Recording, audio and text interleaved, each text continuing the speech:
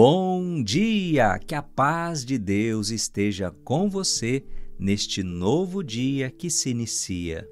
Terça-feira, estamos na 17ª semana do Tempo Comum.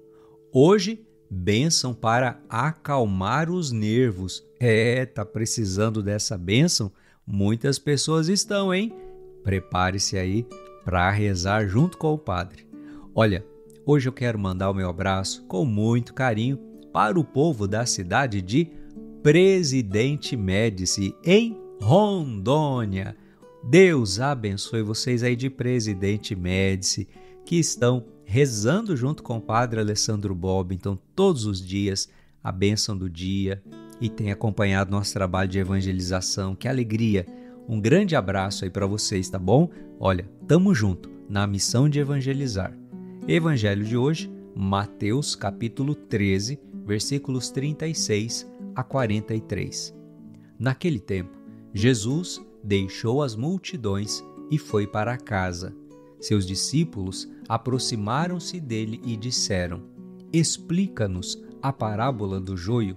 Jesus respondeu: "Aquele que semeia a boa semente é o Filho do Homem. O campo é o mundo. A boa semente são os que pertencem ao reino. O joio são os que pertencem ao maligno.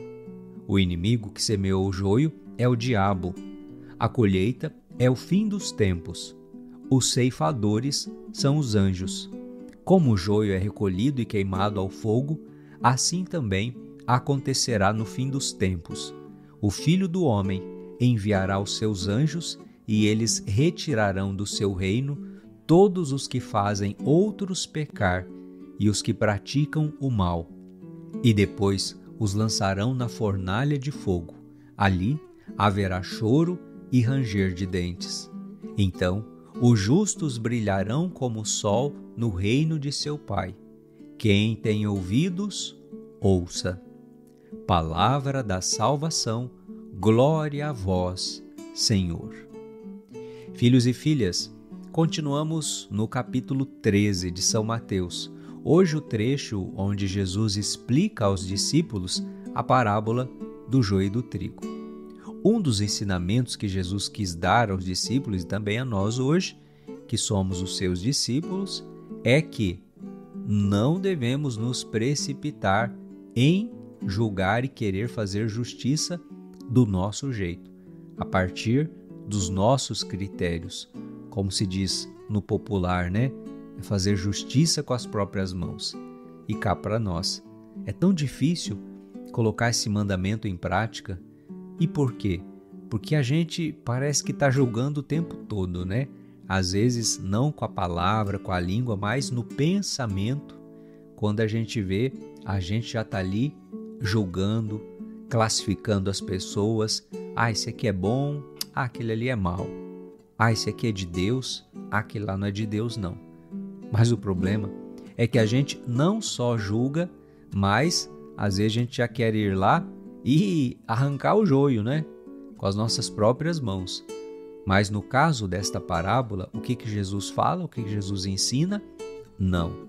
Ainda não é o momento de arrancar o joio. Haverá o tempo da colheita. E aí o joio será separado do trigo. Mas isso compete a nós? Não. Compete aos seus anjos. Foi o que disse Jesus. Não seremos nós que executaremos a colheita. Nós seremos colhidos. Queremos ser esse trigo bom que vai brilhar nos celeiros de Deus. E aqui está um ponto que muitas vezes vai ficando no esquecimento. O dia da colheita, que pode ser no final dos tempos, na segunda vinda de Jesus, mas pode ser também no dia da nossa morte, o término da nossa passagem neste mundo. Veja, Jesus é muito realista nesse ponto e Jesus não quis usar meias palavras. Olha o que ele disse: aquele que semeia a boa semente é o Filho do Homem.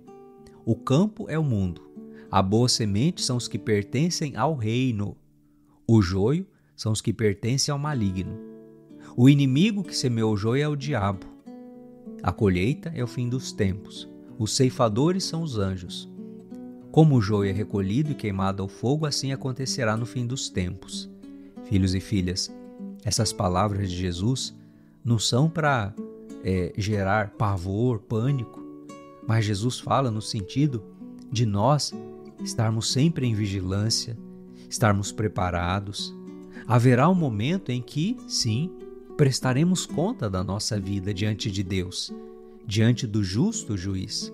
Então, o que ele vai ver em nós? Joio ou trigo? O que é joio, ou melhor, quem é o joio? O próprio Jesus explica: todos os que fazem outros pecar e os que praticam o mal. Olhando para o nosso mundo, quantas pessoas praticando o mal e que não só pecam, mas ensinam os outros a pecarem também. E ensinam dizendo que pode fazer, que não tem problema não, isso não é pecado não, que bobagem, deixa de ser mente fechada. Quantas pessoas hoje vivendo no pecado, justamente porque outras pessoas as persuadiram a viverem dessa forma. Pessoas até mesmo muitas vezes influentes, que usaram e usam o peso dessa influência para levar as pessoas a pecarem, a terem uma vida, uma conduta que não é correta aos olhos de Deus, não é correta com a palavra de Deus, e convencendo-as de que não tem problema, não é pecado não, o importante é ser feliz, aproveite a vida como você bem entender, é só não ter maldade no coração. Quanto discurso assim a gente ouve por aí, não é verdade?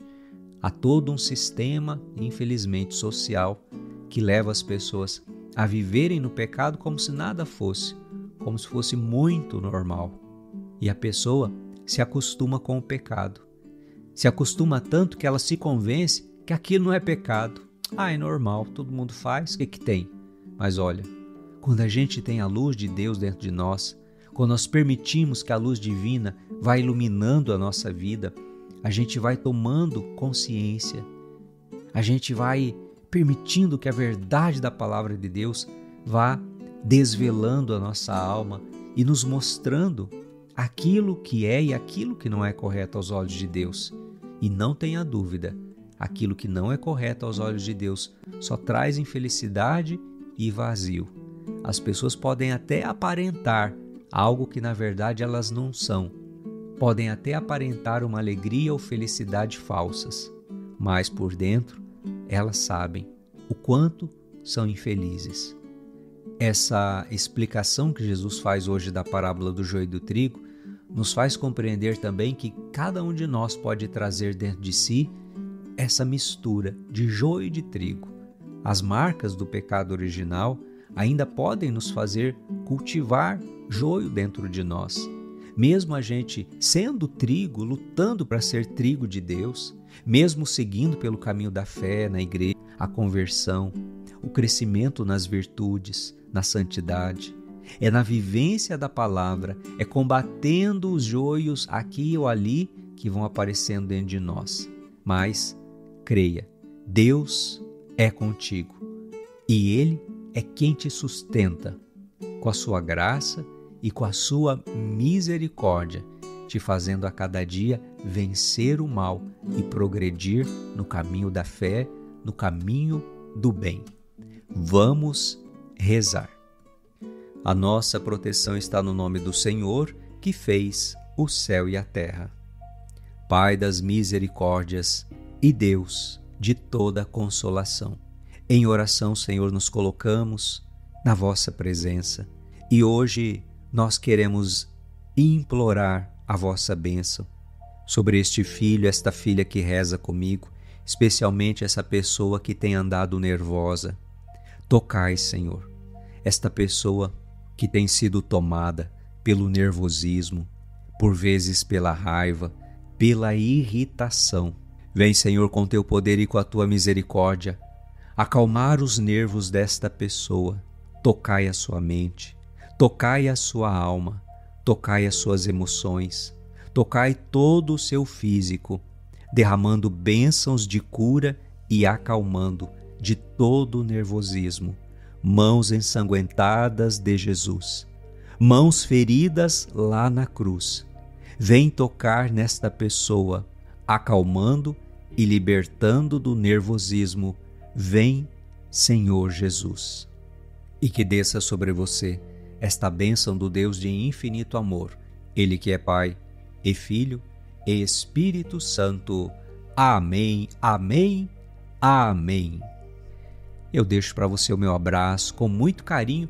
Fique no colo da mãe, reze comigo a bênção da noite. Amanhã, com a graça de Deus, tamo junto na bênção do dia. Ó Maria concebida sem pecado, rogai por nós que recorremos a vós.